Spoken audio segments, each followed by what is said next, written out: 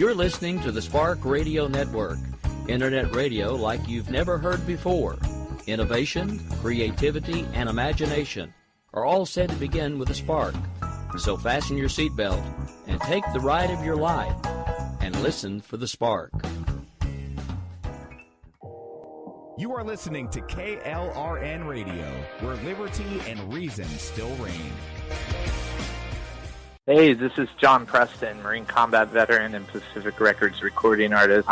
Just reaching out to have you check out our new album, Battle Cry, Songs of America's Heroes, an album featuring phenomenal other combat veteran artists like Scott Brown of the Scooter Brown Band, Ryan Weaver, Rowdy Johnson, just an incredible mix of people. This is all veterans telling our stories and our lives, and we're giving 100% of our proceeds to the Valkyrie Initiative to help veterans and first responders integrate back into society. I myself have battled with post-traumatic stress for many years and lost my own brother, a Marine Corps veteran, to suicide. I ask that you step with us and make this happen. We are in pre-order right now and release on March 17th. Go to iTunes, go to Amazon, buy. We plan on making the charts and making it at a very high level, and your support right now makes a difference. This is the release of my new song, Superman Falls, which is actually about the loss of my own brother, which happened last year, and I would love for everyone to check it out, to listen, and hopefully it'll make a difference in many lives. If you're 85 or younger, would you like peace of mind and comfort for your family? We're Final Expense Direct with an urgent message for you. The average funeral today costs over $8,000, but the most you'll get from government benefits is $255. How will your family pay the difference? We can help. Our senior plans start as low as just $1 a day and pay up to $30,000 for a funeral and other final expenses. Peace of mind is easy. There's no medical exam. You'll have lifetime coverage, and your plan can't be canceled as long as you pay your premiums. Call now for free information about our senior plans. Answer a few simple questions and receive approval right on the phone. Plus, call right now and we'll give you a discount prescription card for free. Call 800-553-8687. That's 800-553-8687. Again, 800-553-8687.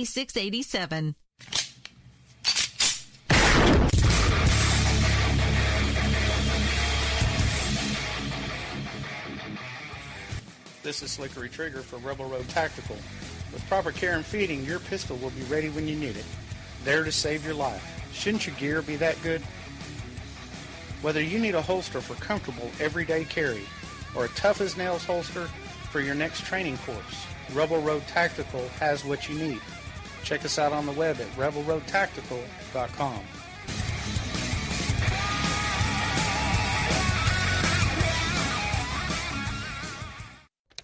Sometimes riders feel lost, unsure why a passage may not be working. It takes another set of eyes to help us nurture our writing into full maturity. At Black Wolf Editorial Services, we strive to enable writers to develop and grow, offering manuscript critiques and line edits through a mentoring editorial style.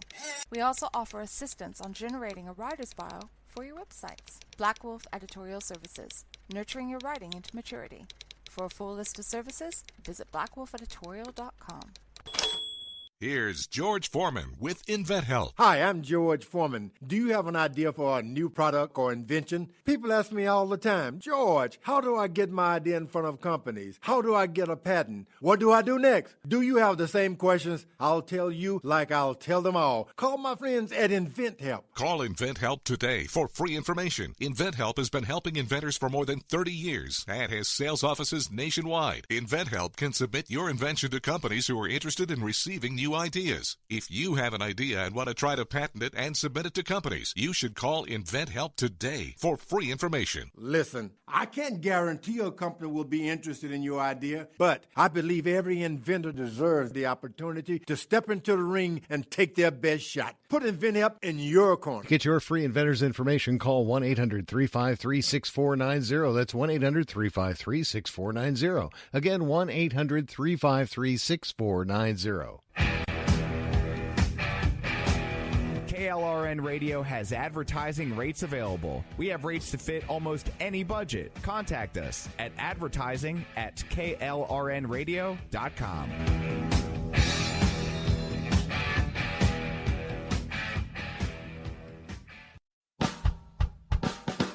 You're listening to the Spark Radio Network, Internet radio like you've never heard before.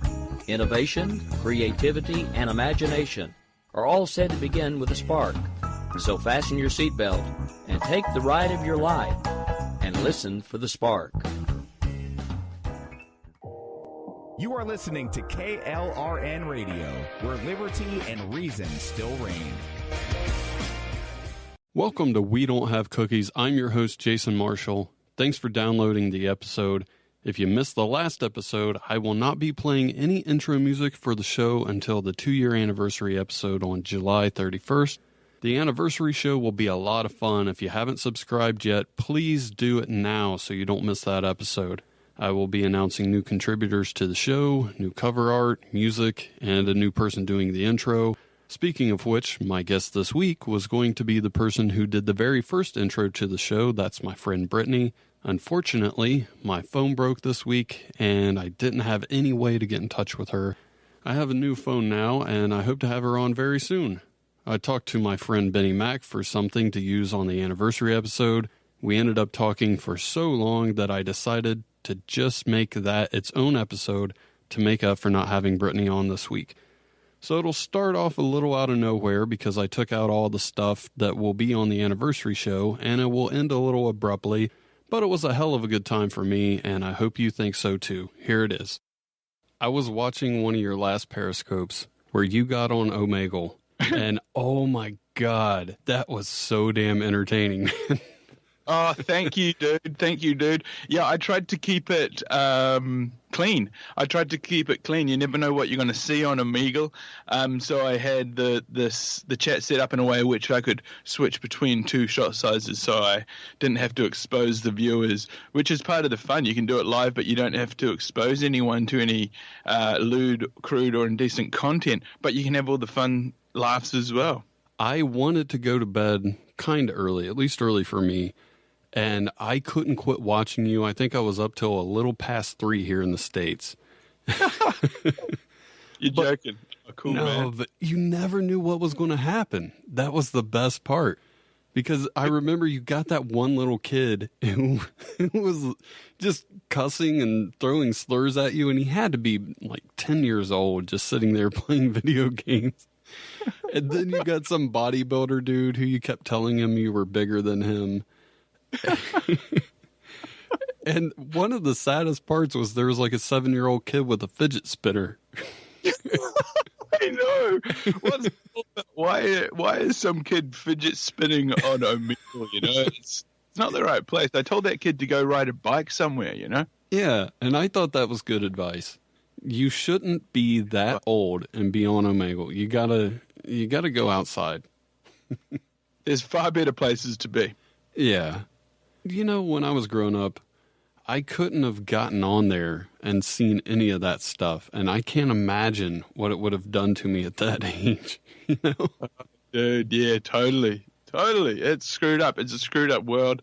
The internet's a crude, screwed up place. But we try and laugh in the face of adversity. Yeah, you made it easy that night. That was so good. Oh, my God. Nice, man. Nice. My phone broke today, so I can't really see what's going on Periscope. We got any questions out there? Let's see if we got. Has anyone got any questions out here? Ooh, that's a great question. They want to know, Jason Marshall, have you ever been attacked by any ferocious insects, rodents, or other pests? That's a good question. That question comes from Shyamalan in Geneva. Wow. Very diverse.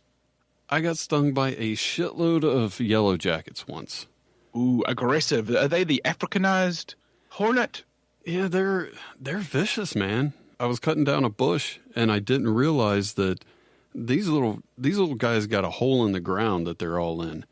And I didn't know, but where I was standing was right on top of them. So they're just flying straight up my pants. And, and I'm trying to smack them off. But what they do is they curl up and just sting the shit out of you constantly. So while I'm trying to wipe them off my pants, I think they're dead because they're all curled up. but they're not dead. They're just stinging me very bad. And I'm trying to run. A band on your pants. You don't want the jackets inside your jacket, let alone your pants. Damn, brother. And I'm out in the middle of my yard. And I can't just take my pants off, but I really want to. It was horrible, man. Neighborhood. Oh my God. Yeah. So I heard you got to pour gasoline on them. You got to pour gasoline on the hive and set a torch onto it. What I did, I just ran as far as I could away from where I was while I killed as many as I could. I got in the house, took my pants off, and just stomped the shit out of them. That's the worst when a kind of vermin or some sort of pest attacks you in the pants. I had a similar situation. It wasn't yellow jackets, but it was this, they call it sea lice. Have you ever heard of sea lice? No, what's that? Oh man, it's horrific. It's a horrific injury. Let me tell you that much. I've had that on several occasions. I've had this on several occasions. And it is highly painful. You feel as if you're close to death. You start hallucinating, sweating profusely like a buffoon, scratching at your limbs and extremities in a very haphazard manner. But there are sea lice is a microscopic jellyfish larvae that is hooked like a barbed prong. Holy shit. They leech onto you, man. It feels like, it doesn't feel like so much at the time. But let me tell you, I was covered by thousands of them, and they are attracted to the sensitive area of the body where it's least affected by sun. Man, I didn't realize at the time, but I've been stung by over 50,000 of them. Oh, God. And on the nether regions as well. And also they are affected and they're activated by fresh water. I did not know that at the time, trying to remove this parasite from my epidermis. And man, oh man, that was a humiliating experience. I also wanted to take off my pants and try to rectify the situation, but I tell you, a garden hose can only do so much. You need an ocean of calamine lotion. So what did you do? Did you have to go to the hospital? Man, I didn't know what to do. I was incapacitated. I could barely move. I inflated into the size of a beach ball. They had to roll me into the excavator to get me off the tendon. It was out of hand, I tell you. No, but in honesty, they've got this great stuff. It's like antihistamine. I think it's like the same stuff you use if you've got some sort of allergy for hay fever. So I basically had to buy like a 20-pack of this this antihistamine topicalized lotion gel. It was expensive, It's the sort of stuff that sells per gram higher than plutonium per gram. Is that something that happens a lot in New Zealand? Those parasites? Oh man, hey, it's not a parasite like like I was I caught something off the toilet seat. No, it's not that kind of parasite, man. It's like a swimming enzyme that leeches on. It's kind of like plankton. Let's just call it a plankton. Instead of thinking of it as a disease or as some sort of parasite, let's think of it as like a shrimp. A lovely shrimp. How the shrimp is a horrible, angry, vengeful, This one's trying to take vengeance on that sushi that you've been eating. Yeah. Oh my God, that sounds horrible, man. It was, man. It was, and it happened to me more than one time, It's like one of those injuries. I think we were talking last week about that guy who got stabbed like 9 times by the fisherman. Yeah. On his, first day of holiday. I got injured on holiday, I got attacked by this microcosm of like ferocious shrimps. And I was covered in scars. It was a long healing process. I came out alive. I'm in one piece. I lived to see a better day. I would rather get attacked by a pack of wolves than have that happen. Tell me about it. Oh, I see why God. I love to wear a burqa to the beach, burkini. I could find that because I've experienced the injustice, That's right. Not all heroes wear capes, some wear burkini. What did you say those things were called again? Sea lice? It's basically as people call them. People call them sea lice. They think, oh, you got fleas. You got the fleas of the sea. No, I didn't. It's a jellyfish. Honest. I got lice. I got jellyfished. It wasn't my fault. I'm clean. You just needed to pee on them. Man, I just needed to pee on myself. That's right. That's right. I didn't know. I thought it was lice. See, it's a misconception. It's a common misconception.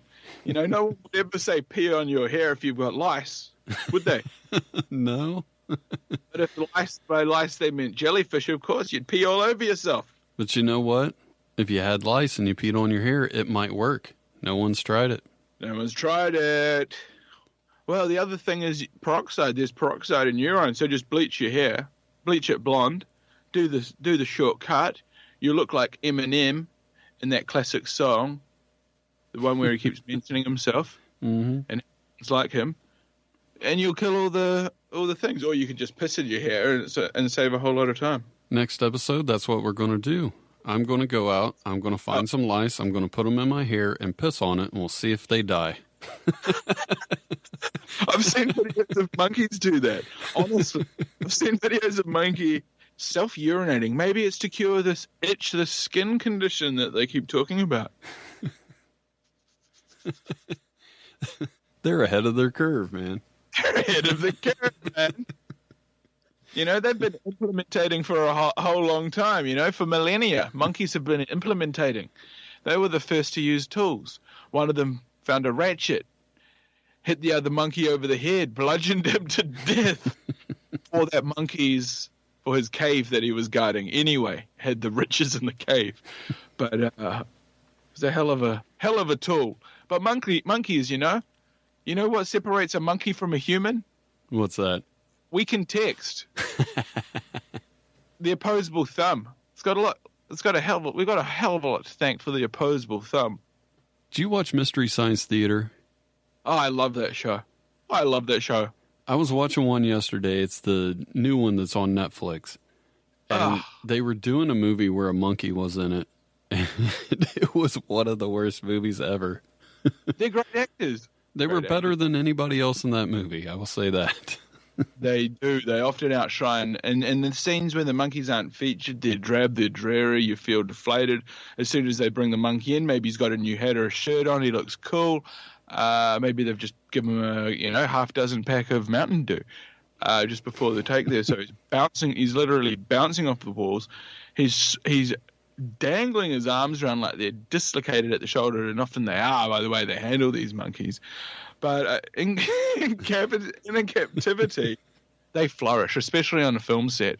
They gain lots of weight, fuck lots of hookers and do plenty of and they just become set in their routine, and they're just another member of the crew. They're great to work with. When I was a little kid, I went to some lady's house who had a monkey. It was my brother-in-law that took me over there. He was, I think, like 20 years older than me. It was in this little cage.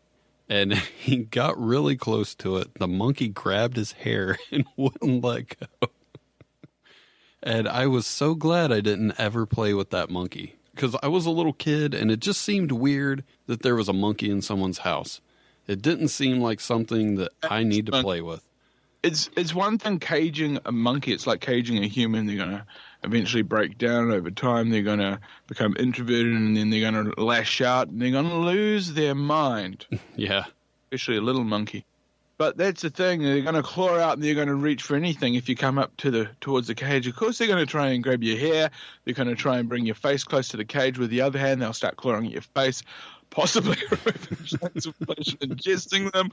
I don't know what this certain monkey's temperament was like, but it sounds like a very aggressive monkey if it's trying to rip clumps out of your scalp. Okay, all right. Looks as if we are back. Part 2 of the interview. I had a slight audio problem there. Not a problem. Let's pick that up from that get back into it. Oh, so the monkey, what a horrible monkey. A monkey like that, you got to watch yourself because it might rip your face off. Yeah, that monkey needed a spanking. Needed to spank that monkey. Oh man, I used to work at a hotel as a concierge back in around the year 2001, back in the heyday of the millennia. And we used to have a cockatiel, one of those proper white, the birds that would do a bit of repeating. Mm-hmm. And this was a horrible thing. You'd get up close to it and it would lull you in with this false sense of security, and then it would squawk in your face. It's that your ears would bleed, highly offensive, and many people, even adult women, would cry. Very scary indeed. But that thing, it got so much attention, and I think that maybe part of it was people possibly throwing things at it, objects. It ended up ripping a lot of the feathers out, and they actually had to exterminate that thing, and they gassed it, and they threw it. Oh my God. I'm joking. I think it was free in a beautiful home for retired lobby birds. I went to some lady's house. It was me and a buddy of mine. He knew who she was. I had no idea. I walk in. This girl had, 5 or 6 birds. All of them were just flying around the house freely. And I never seen anything like that. I've been to people's houses who's had birds, but I never just seen them flying anywhere they wanted. One landed on my head, just walking around.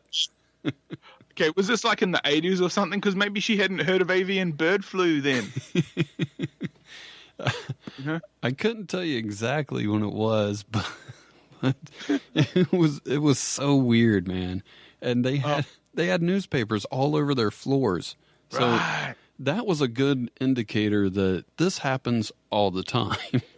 That's horrible. So Yeah. Your house is literally one big litter tray. Right. I never went back. Man, did it smell like guano? Guano? You know that stuff, back guano? They say it's got therapeutic qualities. I think it burns off the top layer of your skin if it touches you. Can you imagine having somebody over and having to tell them to watch where they walk in case there's bird shit on the floor? Oh, man. Hey, take your shoes off. You're going to get them filthy in here. They're free-range parakeets. Man, oh, man. So what was the situation? Was she a hobbyist? Were the birds sort of like family members, or did she have some money in the game? Was she actually breeding these things? Were they fucking all over the house? To be honest, I was so distracted by the birds flying everywhere. I don't remember why we were there. I don't remember talking to her about anything. Oh, just man. watching birds fly in 2 different stories of this house while just landing on me whenever they felt like it. And one was on my head and just like peeked down at my eyes looking at me. Yeah, much like the monkey, if they have given the opportunities, they will try to pick out the pink flesh inside your skull. I was kind of worried he might go for my eye, I'll be honest. Man, the eye's the soft spot. I mean, I've seen that's what happens, you know. The hawk, it lands in, it attaches itself to the prey. It goes for the face, man. It goes directly for the eye. That's why it's landing on your head, you know. It's trying to ascertain whether you're a friend or whether you're food.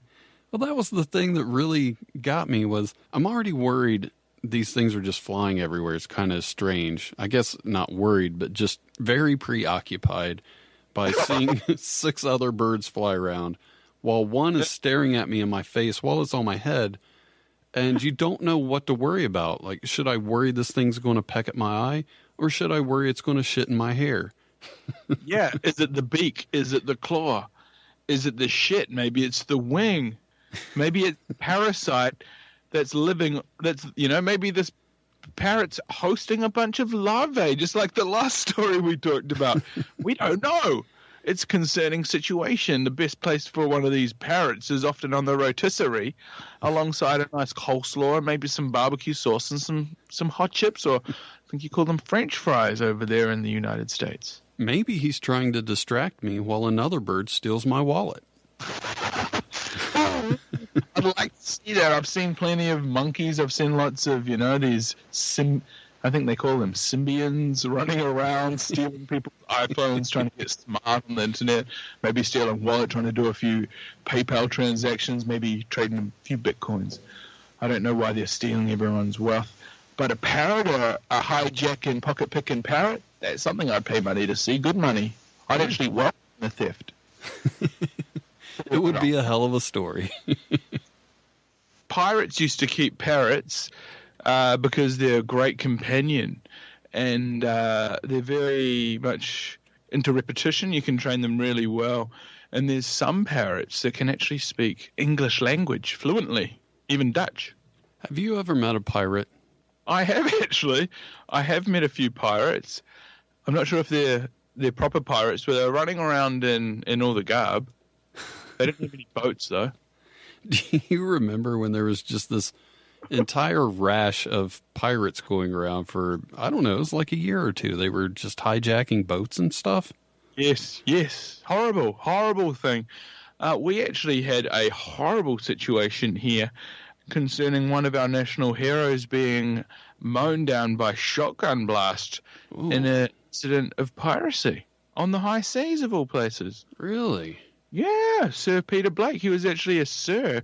He was out on a ocean-going voyage, trying to draw attention to the plight of the state of the ocean, and I'm not sure what happened. He got into an location with the wrong pirate, and he received a fatal a shot from a gun, and that's a very, very sad case of piracy. I thought pirates were just over and done with till whatever year that was came about. That was really eye-opening, man. Like I said, I thought that kind of died out a long time ago. Yeah, well, it's interesting. I mean, they keep doing these Pirates of the Caribbean movies. Why don't they start doing these Pirates of Somalia movies? Right. Man. That would be more entertaining to me, at least. Oh, yeah, we don't need some jumped-up buffoon running around with face paint and makeup on, you know? Try to be Keith Richards or whatever this schmicko act he's been doing for years is. Let's get some real Somalis up there. No need to paint them up. And they can run around and chop people's heads off, you know? Yeah. More realistic. We just have a whole reality show. And we'll just set them out. We'll have a little, you know? Yeah, we'll have little competitions. It's kind of like Survivor meets Big Brother. Yeah, they have parrot raising competitions, you know? Mm-hmm. They have plank jumping competitions. And it would be great. I like that. Just see how many tricks they can do on their water skis. Exactly. Well, that's it. Modern pirates, modern tools. We're no longer talking, buccaneers and bounties. We are talking inflatable boats, these sort of high-speed stealth sort of jet skis that you keep talking about. A James Bond-style aqua scooter which flies underwater. You know what's crazy is watching old James Bond movies, and so much of that stuff just doesn't seem impressive at all anymore.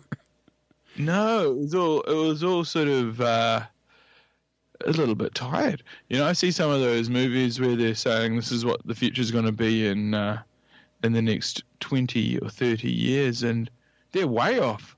Yeah, like the Jetsons, man. I was so psyched when I was a kid, and I saw the Jetsons cartoon. Yes. And I was convinced that's how it was going to be. I was going to grow up and have a robot. Yes. That was an absolute letdown. Look, the video phone thing happened, and that's about as far as they got with technology. You know, we're starting to see these self-driving cars, but technology in the home is truly lacking. Where's the personal assistant? Where's the robot that's going to scrub my teeth and, massage my back? Where is this stomach food cooking robot that's going to serve me? I got to tell you, self-driving cars scare me to death. The last thing I need is to go to a gas station and all of a sudden I get a car virus. And I don't want to have to pay for a subscription to McAfee just so my car runs okay. Just keep it the same for now. Yeah, well, hey, the trick with that is just don't do the updates. The people that's when you're going to get the virus, when you don't do the updates. But the thing is, your computer will crash if you keep doing the updates because the computer sucks. Same with your car. You know, they're trying to make these cars safer by updating them over the net, but they miss track of how many cars they've produced and how many models. They only want to make one piece of software. They roll it out over the net. Some cars aren't compatible. Just unplug it. Don't update it. It should be safe. You shouldn't get any viruses. Yeah, it seems like a bad idea. It's not wise. But in the event of a blackout, you can actually run your home power off your EV. They call them electric vehicles. Yeah, I can see why, though. I mean, it's kind of like a big electric generator sitting right in your driveway, right? Exactly, man. Exactly. Hey, if it can drive at 100 k's down the road, I'm sure it can warm up a TV dinner. You know? That's a very good point. Man, oh man, it's a lot of power stored in those things. Have you seen the cars by Domino's that have the ovens inside them? Oh yeah. I like that.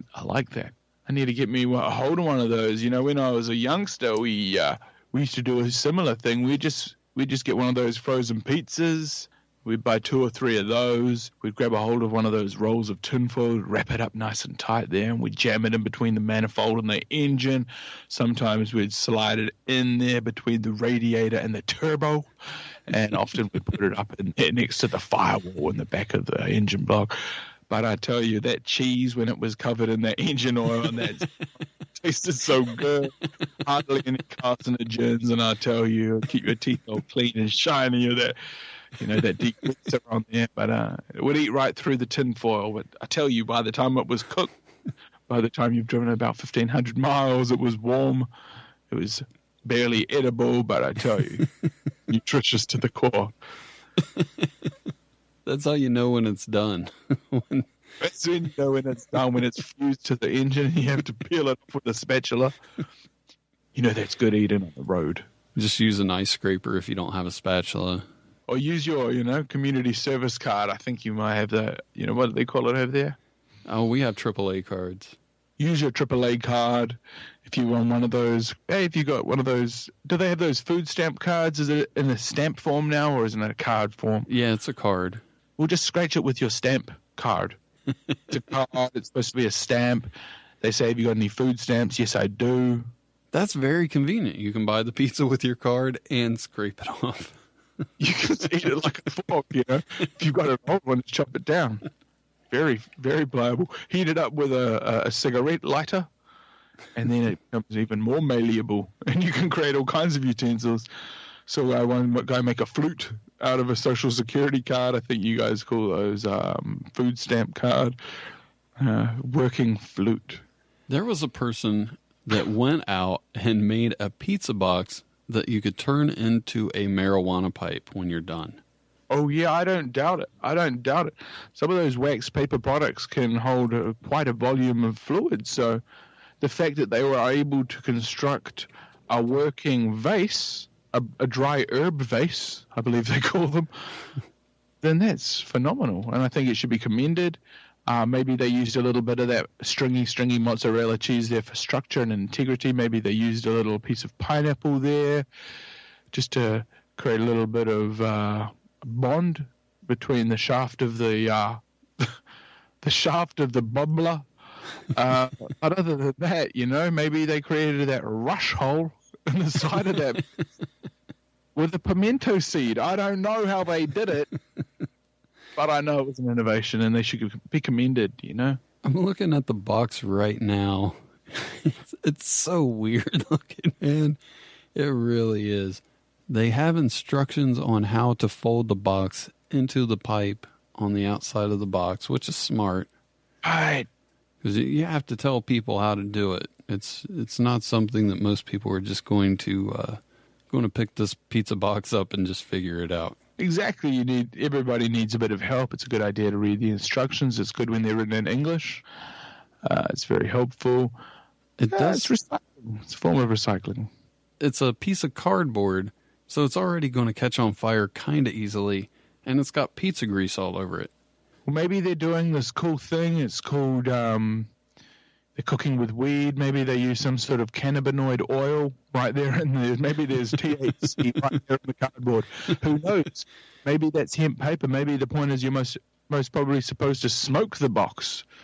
You know, maybe something to you is a little more than a pipe. It's more like an actual roach doobie, you know.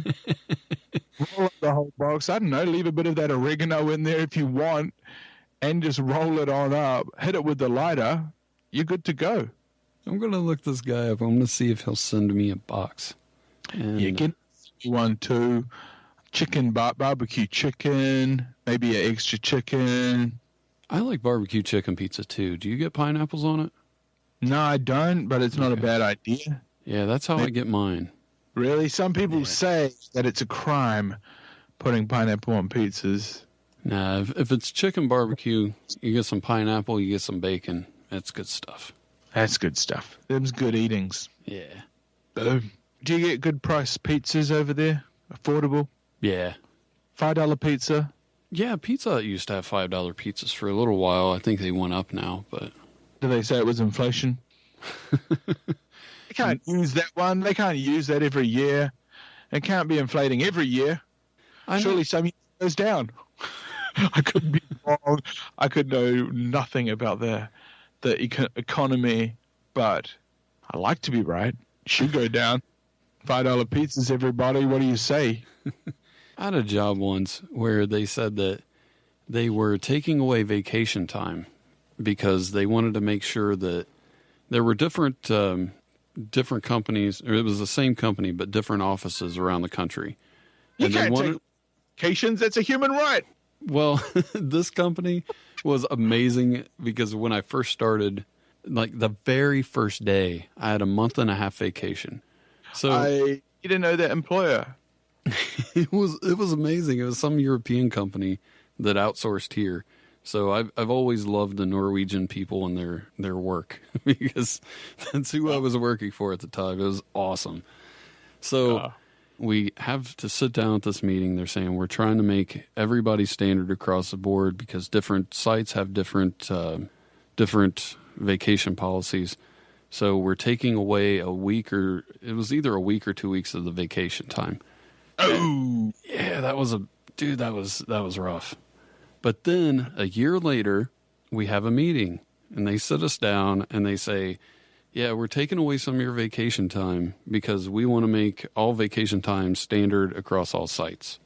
And I thought, I know there's a high turnover rate here, like at the time, 60%, I think it was. But I've been here for a year, and I know that this is the same thing you told us last year. So either you fucked up or you're lying to me. I'm not sure what it is. Yeah, well, no. Maybe they're being completely honest, but they're just being real sly about it. You know, maybe they are trying to standardize all the rates across the yards, you know. Everybody gets nothing. That's standard.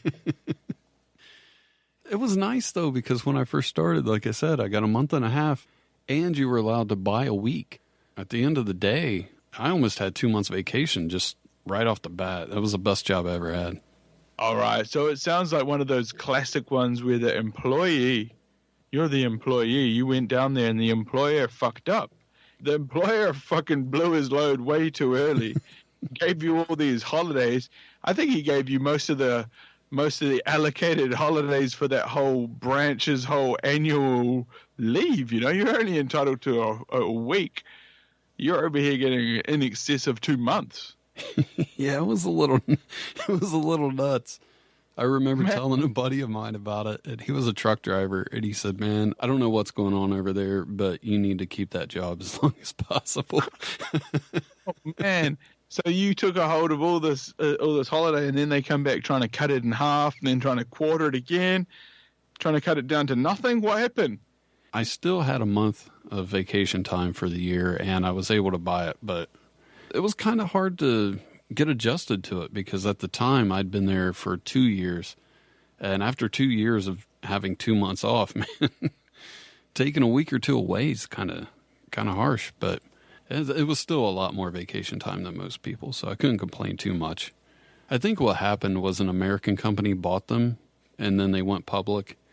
And once the Norwegians didn't own us anymore, we were pretty screwed.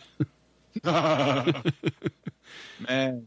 Yeah, I remember their big motto was, as long as the employees are happy, that basically they'll produce more for you. And they were very much employee-focused. And then once they went public and it was an American company, nobody cared about the employees anymore. And it's all too common with these multinational conglomerates coming in, swooping the dignity of our people, not reparating them correctly, making the financial incentives more attractive, creates a happier, livelier, more productive workforce. And I tell you, productivity is all-time low.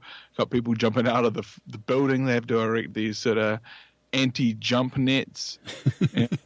We need to keep people safe. We don't need to try and stretch people to the limit. That's what we got the robots for. Bring in the robots, automate, let them swing around the heavy machinery and get into the workplace, you know? So that was paid vacation time too. So he's getting the time and he's getting paid. Yeah. And if he takes the time off on the weekend, he gets paid double time. Nothing better than that, man. Stupid. It sounds like a win-win-win situation. My wife used to work there with me, and she was pregnant. She was in the bathroom. She thought she was giving birth, right? Everybody's like crowded around, and I go into the bathroom, and the security guard's like pushing me out, like, you can't be in here. Like, I'm her husband, but he wouldn't let me in for a long time. Oh, man. So he was blockading the door? Yeah. It's a medical emergency, you know? That's what I thought. I need in there. You don't want to be born, breach into the bowl and not have your dad there. Was that the immediate thought that was running through your head? This child's going to be delivered into a unsanitary toilet. And I know how you run them over there in the States. It's like a jacuzzi, man. Why do you have so much water in there to splash your ass to get your junk wet? Back to the story about your wife and that buffoon security guard. I kind of want to get back to the part where you were talking about how much water's in our toilets. It's not healthy, man. It's not healthy. There's not as much water in your toilets over there? No. Okay, I just assume that's how it is. I don't know. You guys are just crazy. America is crazy. I do always wonder what people in Africa think about it, because they're fighting for clean water, and we're just have water. We have like 5 gallons in the toilet that we just flush.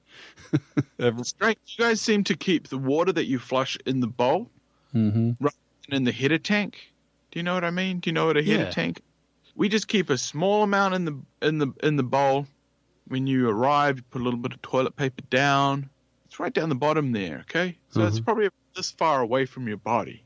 The water starts, okay? So you do your business, and when you flush, the water drops from the cistern, a small ball cock releases the cistern, and the water flushes down, and this deluge goes through the U-bend, and it flushes all this waste effluent away over to the reclamation plant, where they turn it into all amazing treats for the vegans to enjoy. But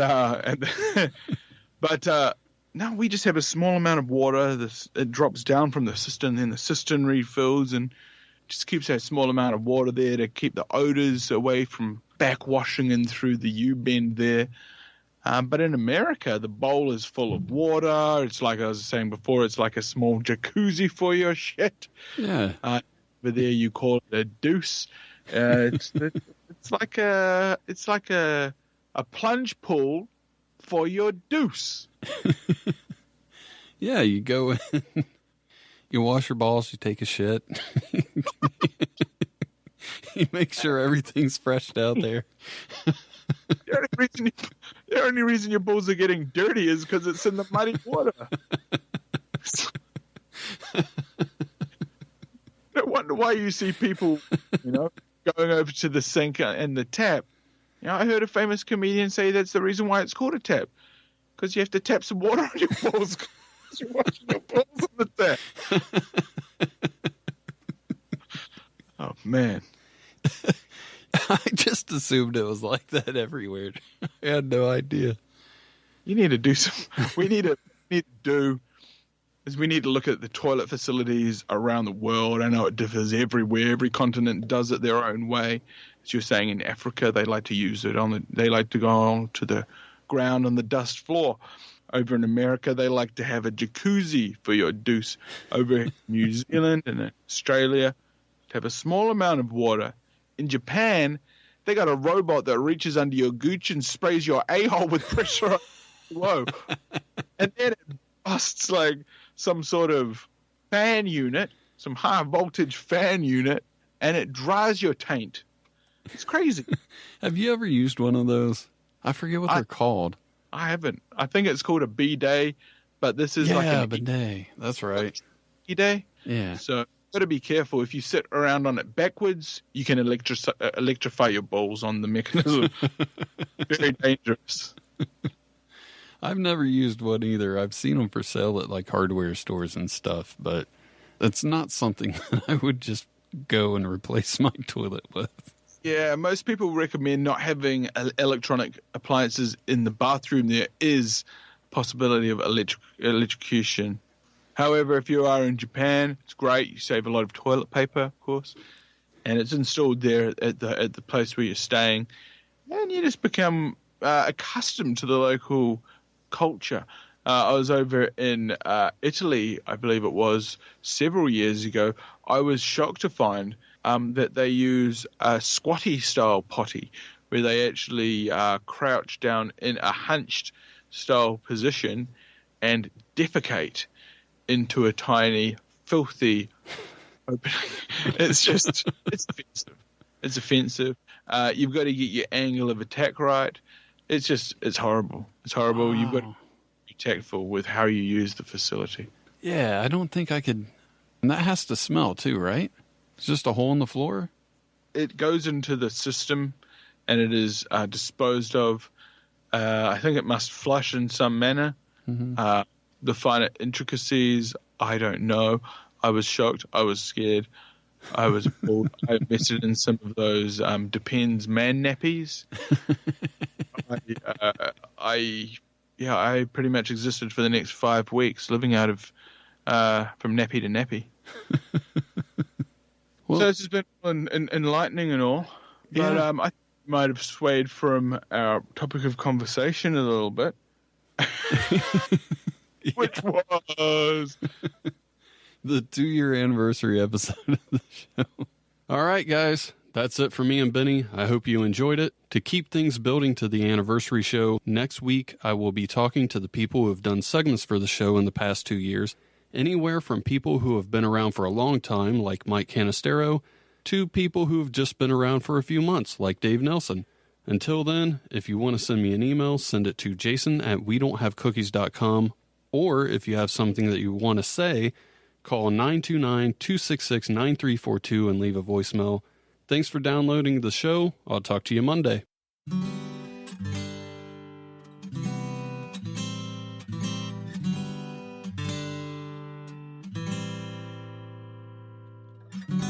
I'd have sex with you if your body looked like it does with clothes on.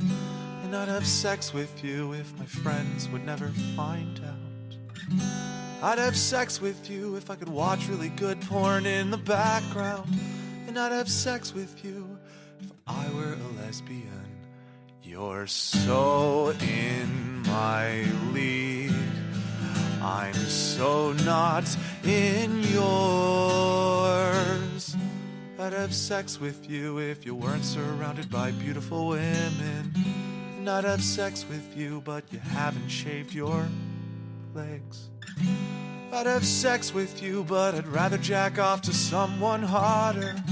And I'd have sex with you if I had that flashy thingy from Men in Black. Ka-choo! But I don't have the flashy thingy, so we'd both remember. I'd have sex with you if having sex means having sex with your hot friend. And I'd have sex with you if I could charge you by the minute. I'd have sex with you if your face looked like it does on Facebook. And I'd have sex with you, but you won't have sex with me. Hey guys, it's Kristina Hughes, the Queen of Fancy, with the flair for the swear. Be sure to check out my website, fancycomedy.com, and follow me on Twitter, @fancycomedy.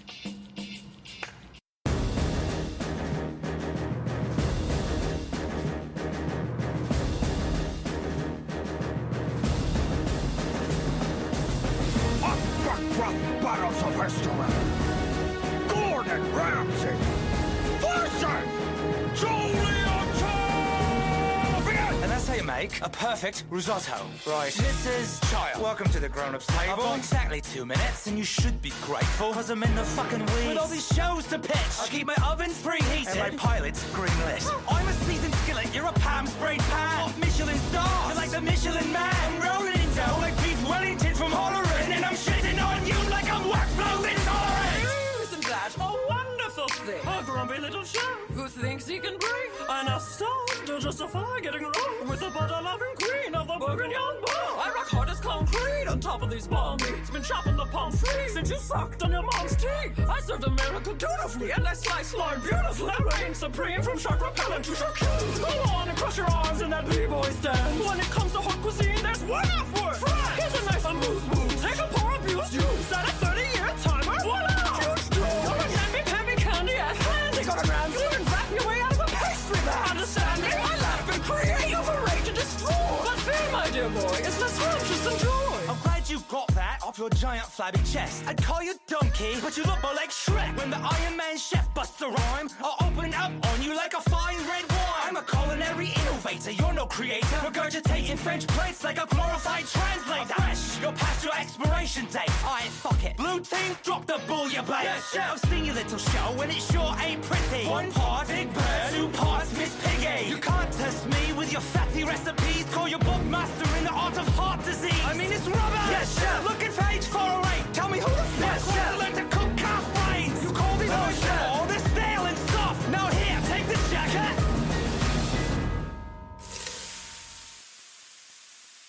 Now give it back and fuck off. Oh, please, your defeat's guaranteed. Concede, I've got this in the bag. Sous vide. Michelin indeed, you've done well for yourself. But as a person, you couldn't get a star on you. I could freeze a steak with those frosted tips. What's with that bitter taste in every word from your lip? You scream at women, what the fits that you're pitching make you the pissiest bitch in the kitchen. I'll punch you on the head, nudge you, and stick it to ya. Anything's good with enough butter. Oh, I'm so glad you spent this time with me. Now eat a dick. Bon appetit. Hold what? Hold that. You decide.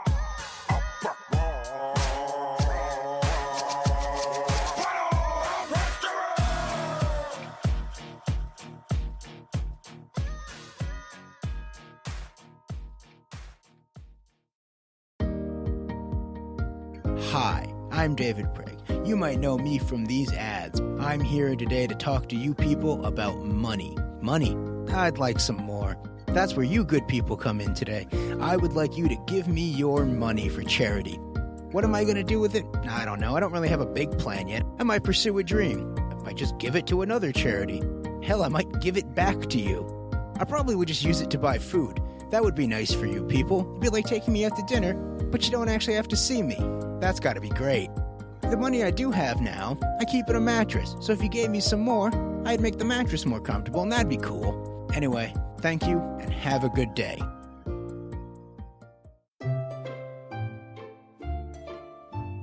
Greetings, podcast fans. My name is Mike Canestaro, and I'm the author of Not for Children's Stories and Not for Children's Stories 2. And I'm about to read to you a Not for Children's story. So if there's children in the proximity, you should probably put them in a closet or the washer or dryer or something while I read to you this selection titled Uncle Chuck. Uncle Chuck can't come out to play. He can't come out any day. Uncle Chuck can't push my swing. Uncle Chuck's inside to stay. Uncle Chuck is Daddy's brother. Uncle Chuck lives with his mother. Daddy says his life went wrong. so Uncle Chuck can't enjoy summer. Uncle Chuck used to be fun. Uncle Chuck showed me his gun. We lined up cans and shot them down far away from everyone.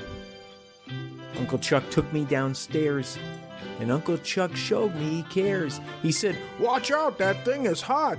Hot plates everywhere." Uncle Chuck called my dad. Uncle Chuck was really sad. Daddy drove down to the jail, and Daddy had to pay $5,000. After Daddy paid $5,000, Uncle Chuck can't play in sand.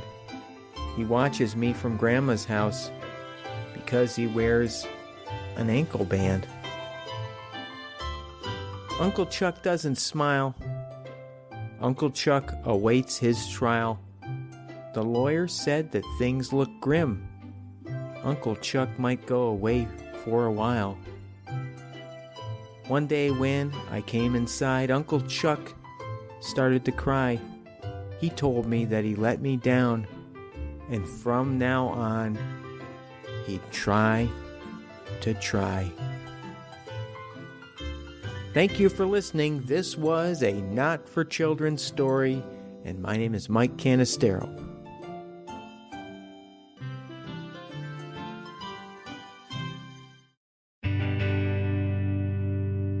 She said she was done.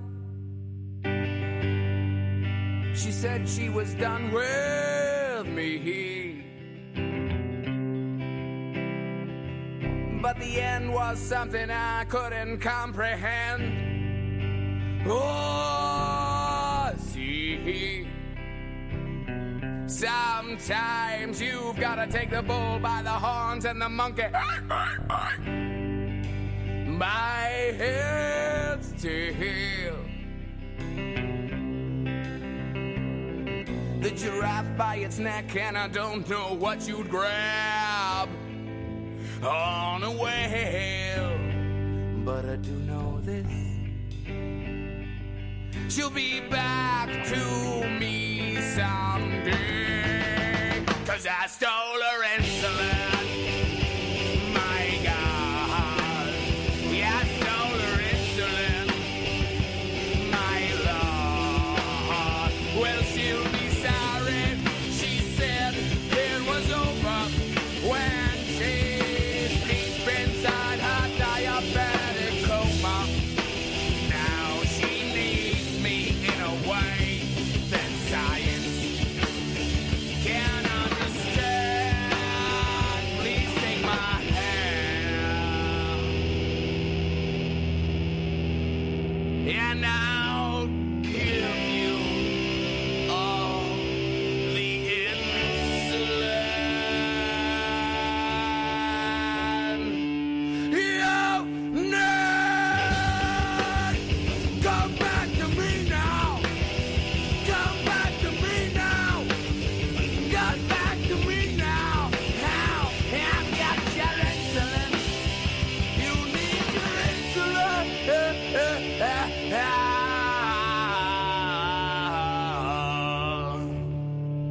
I've got your insulin.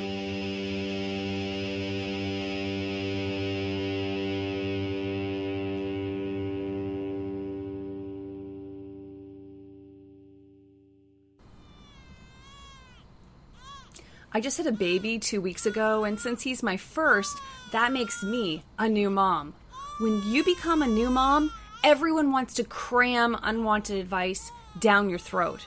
One that pisses me off is when I bitch to my friends about my crying and screaming baby, and they all say, "Oh, Kristina, do you know about the 5 S's? The 5 S's work. You should try the 5 S's. For those not in the know, the 5 S's are swaddle, side position, shush, swing, and suck. These 5 S's are supposed to calm the baby down. Yeah, okay. What about calming the mom down in order to deal with the kid's incessant crying? Here are the 5 S's I use for me.